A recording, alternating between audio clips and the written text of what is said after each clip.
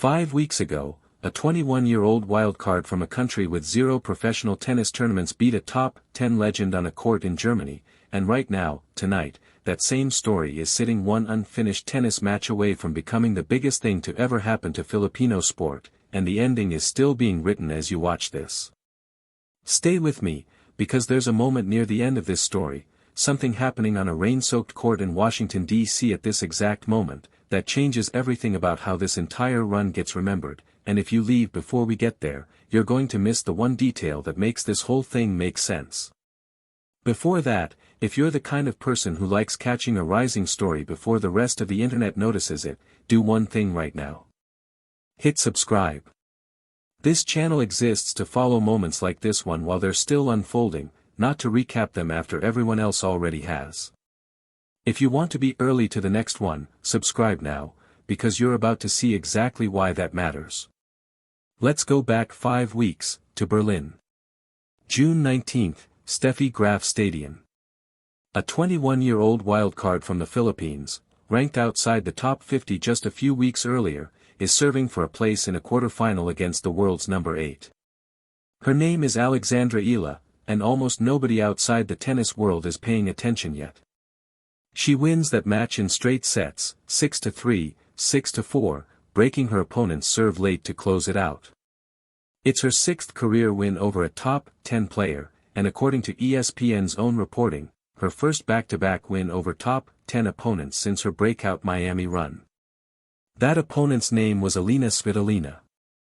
World number 10 at the time, a 2-time Grand Slam semi-finalist, an Olympic bronze medalist, and just weeks earlier, the champion of the Italian Open in Rome, one of the biggest clay titles outside of Roland Garros itself. This wasn't a lucky win over a fading name. This was a wild card beating one of the most decorated active players in the sport. 2 weeks after that, Eala walked onto center court at Wimbledon to face IGA Swiatek, the defending champion, a 6-time Grand Slam winner, one of the greatest players of her generation. And she didn't just compete with her. She took the first set to a tiebreak and won it 11 points to 9, then closed out the match with a 6-2 second set. Swiatek's title defense was over. Eala became the first Filipina in the Open era to reach the second week of a Grand Slam. If Berlin was the shock, that was the confirmation.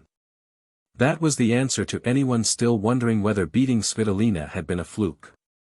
Then came the setback, because no real story is a straight line up.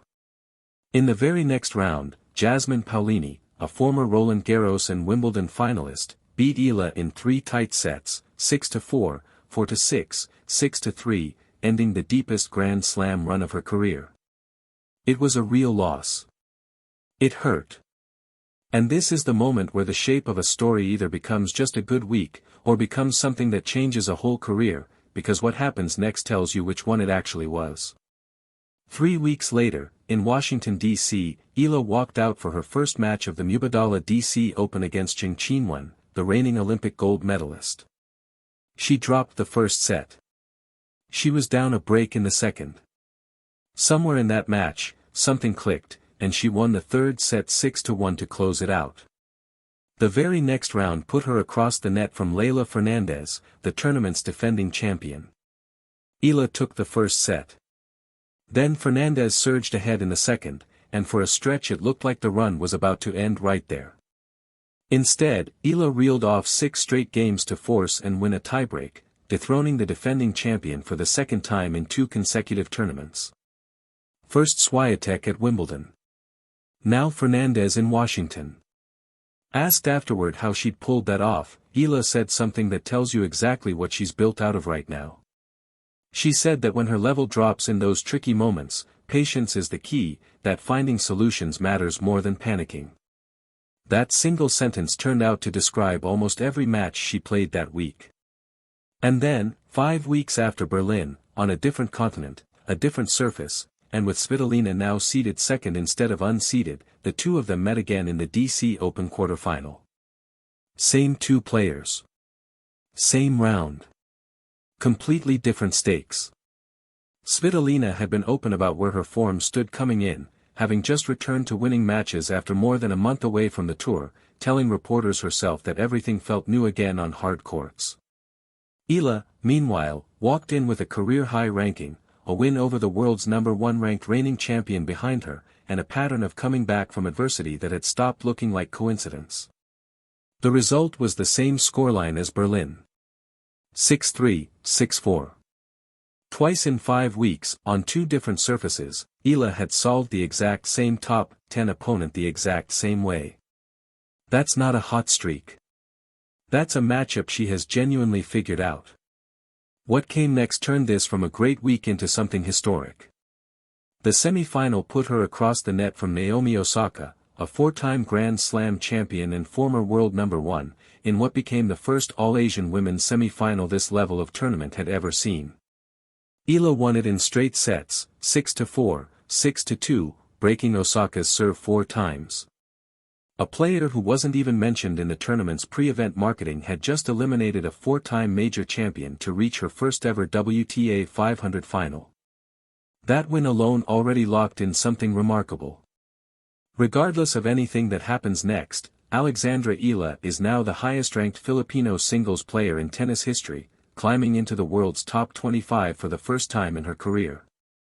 While all of this was happening on court, something just as big was happening off it. The tournament's chairman told reporters that over the past month, at least 80% of every ticket inquiry his team received had nothing to do with the Grand Slam champions in the draw. It was all about one question: when is Alex Eala playing? He said he suspected the real number was even higher, and that his own staff hadn't wanted to admit it out loud. Waiting in the final was Jessica Pegula, the tournament's top seed and world #3, the same player who had ended Eala's breakthrough run at the 2025 Miami Open in a brutal 3-set battle. This was the rematch, on a bigger stage, with more on the line than either of them had faced before. And this is where the story stops being something anyone can script, because the final didn't go the way anyone expected either. It started 3 hours late because of thunderstorms rolling through Washington. When it finally began, Pegula came out sharp, breaking Eala's serve twice to take the first set 6-4. Eala answered immediately, holding to push ahead 2-1 in the second. Then the sky opened up again. Lightning forced the players off the court, and after roughly 8 hours of delays across the day, organizers made the only call they could. The match was suspended. Not finished. Suspended, with Pegula still leading by a set and a break. That match resumes today.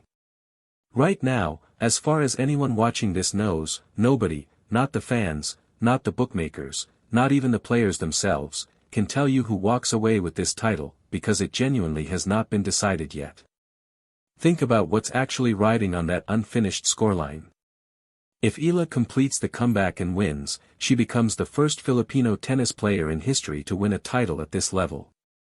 If Pegula closes it out instead, she picks up her 12th career WTA title and her second championship specifically in Washington, 7 years after her first one at this exact tournament. Either way, the story that gets written after today looks completely different depending on which way that second set breaks. There's a bigger name circling all of this too, someone who hasn't faced Eala yet but has clearly been paying attention. Aryna Sabalenka, the current world #1, is entering the US Open next month chasing something no woman has done there since Serena Williams, a 3rd straight title at the same Grand Slam. Months before any of this Washington drama unfolded, Eala was asked in an interview which shot she'd steal from any player on tour if she could, and without hesitation, she named Sabalenka's serve. Both of them are already entered at Flushing Meadows, which means the version of Eala who just walked through an Olympic champion, a 2-time defending champion, a top 10 veteran twice over, and a 4-time Grand Slam winner could be on a collision course with the very player whose game she once said she wanted to steal from.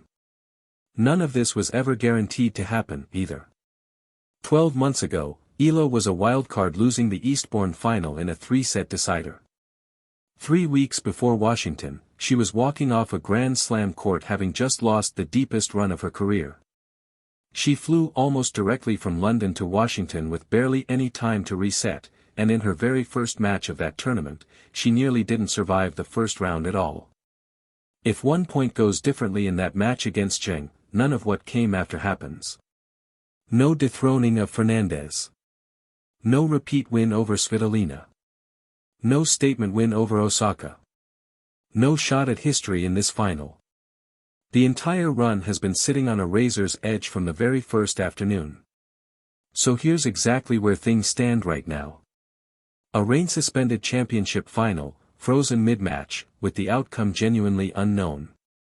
A 21-year-old unseeded player who has already guaranteed herself a new career-high ranking no matter what happens next. A tournament chairman calling her the best thing that happened to his event all year. A world number one chasing her own piece of history, still waiting for the day their paths finally cross on the same court. And an entire country, watching, waiting to see if today is the day their name finally appears on a list it has never been on before. Whatever happens when that match resumes, one thing is already true. The wild card nobody outside the tennis world was talking about 5 weeks ago in Berlin is now the only name anyone wants to say.